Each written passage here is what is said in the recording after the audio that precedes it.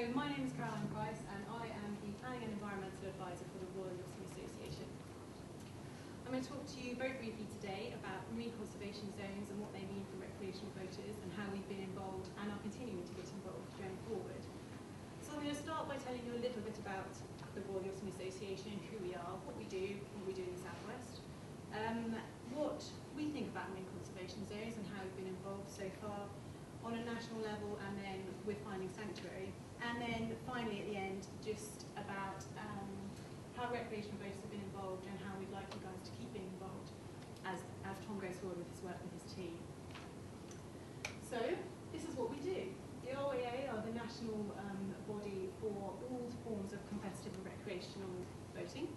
We look after motor and sail cruising, we look after dinghy and yacht racing, we look after windsurfing, we look after personal watercraft, we look after inland cruising, and so yeah, everything that's rear sport boats, power boats, windsurfers, all those people that go on the water.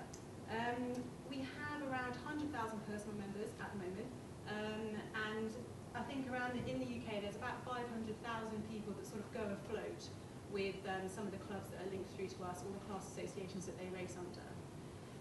In the Southwest, that's a large number of our members are down here, and we are one of the organisations that get involved in an annual survey that's done to look at water sports participation in the UK.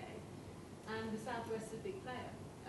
It's certainly the second most active region in the UK, and it has been for several years now actually, in terms of boating and going afloat in that way. So where do we sit on marine conservation zones? We are quite pleased in that the approach that's been taken for marine conservation zones has been very much stakeholder-led, and we have managed to be involved sort of right from the start at all sorts of levels. So we've responded directly to government on a national level, and we've also involved on a regional level with all four of the projects that Tom spoke about earlier. And we very much believe that marine conservation zones and recreational boating activities can coexist. A lot of people go afloat to enjoy the marine environment and everything about it, and are very keen for that resource to be there for future generations. And so in that respect, it's obvious to us that there are potential benefits for the recreational boating sector through marine conservation zones. With that said, there are potential for certain activities of ours that could be restricted. Recreational boating, well, we tend to spend most of our time in the top few metres of the water column, so in terms of our opportunities to have impact on the marine environment, they're relatively limited. But there are a few obvious ways in which we quite definitely do interact with the marine environment, and the big ones, and the most obvious ones to everyone, are when we drop our anchors, and when we whiz around at high speed, and generally making a bit of noise. And those are the key ways that I suppose I see marine conservation zones being linked through to recreational boating in a restricted way. As Tom mentioned, it's come through under the Marine and Coastal Access Act, and one of the things that's come out through that is that the management techniques, the management regimes that get taken forward through the conservation zones are allowed to be enforced through bylaws. And essentially what that will mean is that they will become a strict liability offence. So if you breach them, you can be prosecuted. And when something's a strict liability offence, ignorance just isn't a defence. So that's the reality. But the other thing that we're really pleased about, and we're quite keen to see taken forward, is that voluntary management has not been discounted, and this is something we're working really hard to continue to develop and try and take forward within our sector particularly. And just for example, the things that we're talking about are voluntary no anchor zones and voluntary speed restrictions that are applied potentially on a seasonal basis. Now within the Finding Sanctuary zone, there are already a couple of examples of where no anchor zones are being used on a voluntary basis. There's one in Studland Bay in Dorset, and there's also one in the Helford River in Cornwall, which you might be aware of. Now, I'll be honest, there are a number of issues with these voluntary no anchor zones, but the RYA is working really closely with the local groups that are trying to make these work. And we're learning as much as we possibly can about the process, and we're going to try and take that forward into the future to continue to develop this as a tool.